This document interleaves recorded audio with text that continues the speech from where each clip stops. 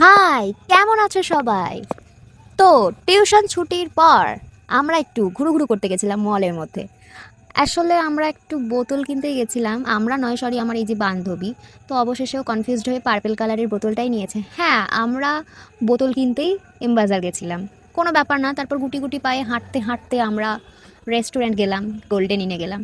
আমার পয়সাতে আমি কিন্তু খাইনি, আমার কাছে কোনো পয়সা ছিল না গাইজ, আমি একদম ভিখারি। আমার বন্ধুরা আমাকে খাইয়েছে। আর এই যে চব্য করে আমরা এখানে গিলেছি, গেলার পরে ঠিকমতো শেষও করতে পারিনি, প্লেটটাকে একদম পরিষ্কারও করতে পারিনি, শুধু একজন বান্ধবী আমার পরিষ্কার করে খেয়েছে। তারপর বাসে করে বাড়ি ফিরি। আর বাড়ি ফেরার পরে আমার তো মানে বাড়িতে থাকতে একদমই ভালো লাগে না, তাই সন্ধ্যেবেলা আবার বেরিয়ে পড়ি ফুচকা খেতে। কি যে ভালো লাগে ফুচকা খেতে। শরীর খারাপ করছিল, বঞ্জির সাথে গেছিলাম।